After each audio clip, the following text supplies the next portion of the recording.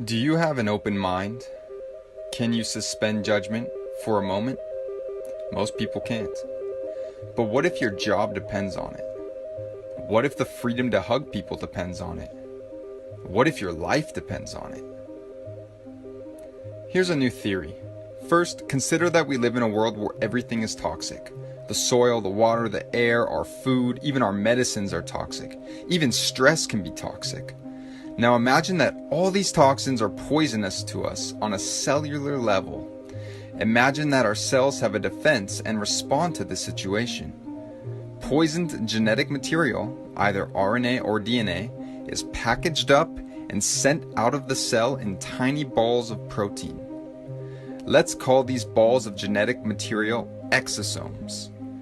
Let's imagine that exosomes can act as messages to alert other cells of a particular poison, and so all throughout the body, more and more cells package up the poisoned material and release it.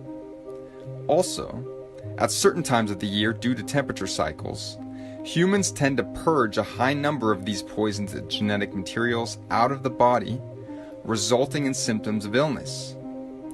These exosomes neither cause illness nor are they infectious, though they do appear to spread throughout the body. Now, that's exosome theory. Let's move on to the established theory of viruses.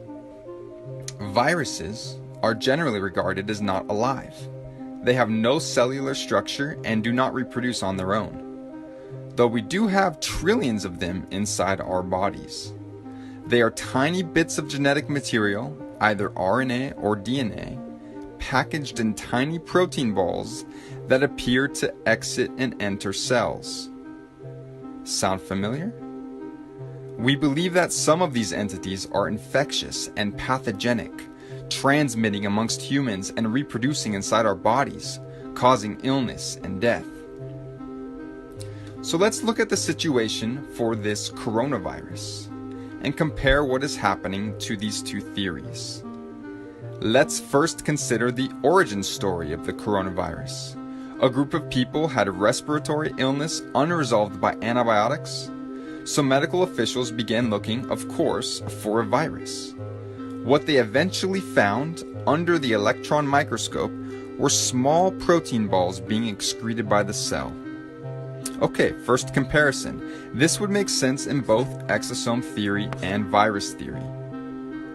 Then they searched for and found an RNA fragment that they had not seen before in some of these patients. This would make sense in both exosome theory and virus theory.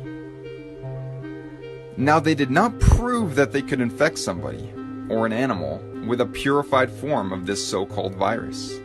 They simply assumed that this RNA fragment was the cause of the illness they saw in some patients, and they assumed it was contagious.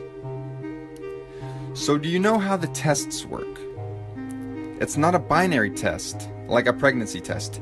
It's called a PCR test, and it involves amplifying genetic material by doubling it in dozens of cycles until you have billions or trillions of the original molecules, and then using those results to determine if you have enough of the identified RNA fragment to be considered positive.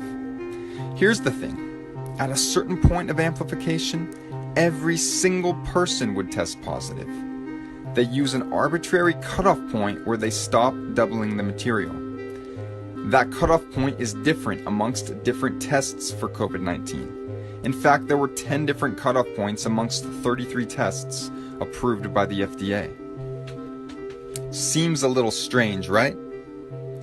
You might find it interesting that the Nobel Prize winning inventor of the test did not believe it should be used to diagnose infectious illness.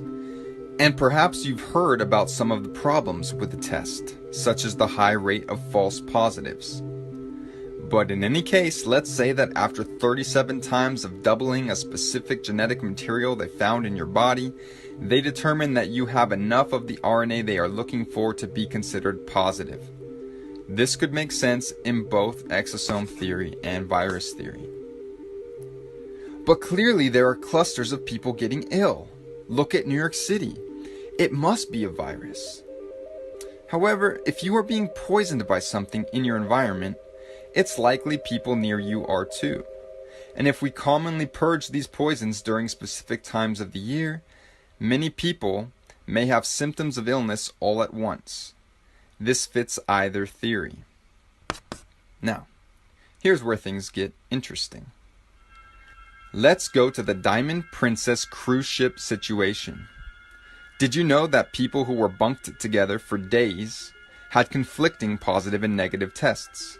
How could one person have this highly infectious illness but not transmit it to somebody bunking with them for days? This would make sense in exosome theory, where the balls of RNA are not contagious, but it would not make sense for virus theory, where the balls of RNA are supposed to be highly infectious. Let's take a look at the first case of transmission in Illinois.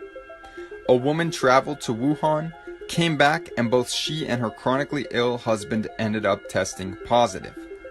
Medical authorities then tracked over 300 people who had had close contact with them to see who acquired the virus.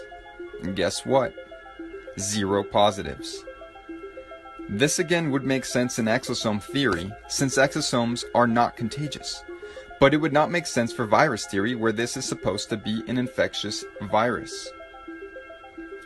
In fact, do you know that there are many documented cases all around the world of patients testing positive for this RNA fragment with no relevant travel history and no known possible contact with somebody who was infected?